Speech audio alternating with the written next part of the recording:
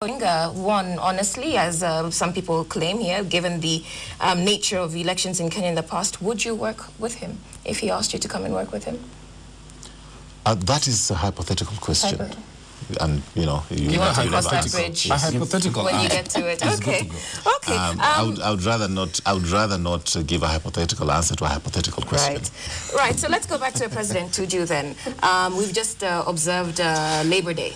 The KOTU head, Francis Atoli, has given notice of a strike. We know that the minimum wage was increased about just over 9,000 shillings or thereabouts. And when you listen to the news, you hear Kenyans complaining about the standard of living, the cost of living.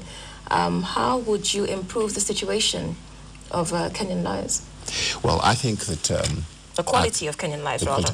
I think that the situation in the country in terms of cost of living is very tough.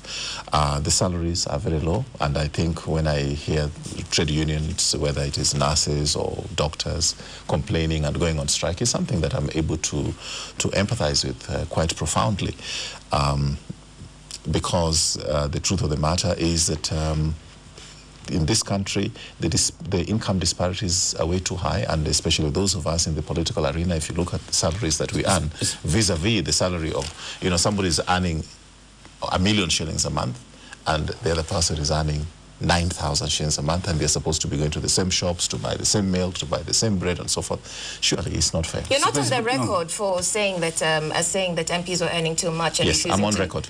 I'm on record. Myself and Honorable Balala were on record when we talked against increase of salaries of members of parliament. So did you reject the salary? What did you say about NHI? The increase for National Hospital Insurance Fund to a maximum of 2,000 shillings for people and the ones that the court is opposed to. What are your views about that? Court was given a notice. You are going to go on strike if you are going to force, particularly because NHIF and NSF, that because they are cash cows. Yeah, of course they're cash cows. And I think people are justifiably angry when they see the kind of cash payments that are being paid out by NSSF to dodgy contracts. Then you feel you should not contribute to that kind of fund. So I understand where Kenyans are coming from. What I would want to, and I did tell Atoli this over the weekend, that he sits in some of these boards, and he should also fight from within. He should not just be fighting in public statements. I was with him over the weekend, and I told him as much. I'll just go back to the issue. You opposed the salary increments for MPs, but you did not reject the increment. Let's just be clear. Yes, I did not reject the increment, but I used that increment very well to fund the mobile hospital in Rarieda, which used to cost me 250,000 shillings a month. Somebody called Betty texting saying you didn't do enough in Rarieda. What is the mobile clinic caravan doing in your home? Is that true? It happens not to be in my home. It is helping a hospital in Meru right now where they had floods, and there are x-ray machines and some of the vital equipment that they're using in that hospital were flooded, and so it is this mobile clinic which is helping them. Okay, David. Yeah, just you mentioned something about Parliament and its appetite for increasing its parks and so forth. What is your assessment of the performance of this Parliament while it's been out? And in the context of the parks they're giving themselves, and the overall performance is corruption allegations that bills are being passed or rejected on the basis of, inducement. Be honest about it. Yes, I was there, and I know some of the games which were taking place in Parliament in terms of, how votes, bargains which were there before voting is done, which I think is very, very unfortunate. And, Kenyans get the leadership that they vote for. We are also responsible as voters. The kind of people that we vote for, I mean, whether we like it or not, the time comes that we have to accept the chicken can have come home to roost. Is corruption happening from your experience in Parliament? Oh, yes. Okay. In what form? What forms does it take? Well, corruption is very insidious at the way it works, so you are not able, it's not easy to prove it. But I know that there are cash for questions. I know that there are withdrawal of questions when cash is involved. I know that there are situations when certain agendas are being pushed, and cash should become available to MPs, even if it's not cash, but certain favors. How do you deal with that? Yes, the Speaker, Kenneth Miranda, is proposing the withdrawal of parliamentary immunity whenever such cases arise. What would you do? I think the Speaker should deal with that within the law. As the President, what do you do to make Parliament really a good thing, not corrupt? I think at the end of the day, there's some responsibility you can give to the President in terms of his uprightness, in terms of him doing what is in the best interest of the country.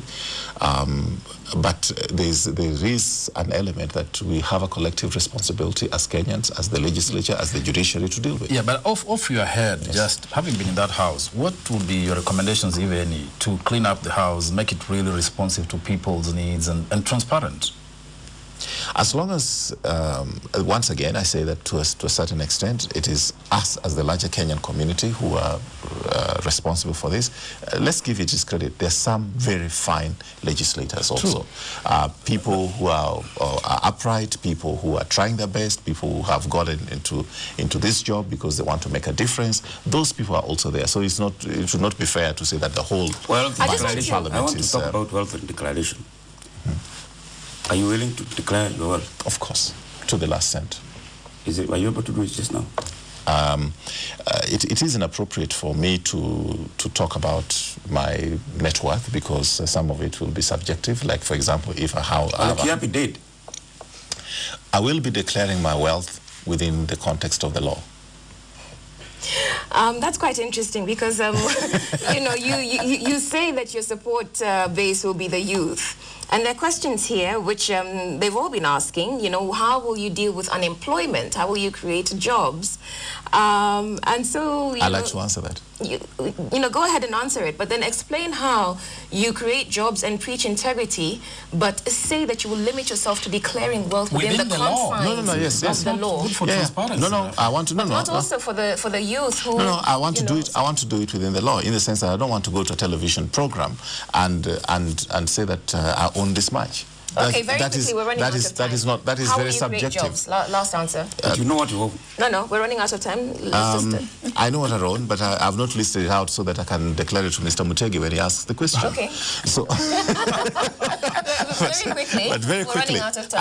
I think my vision is to move this country from the era of how will you create jobs? Yes, that's exactly what I'm saying. The era of peasant agriculture to an industrial society.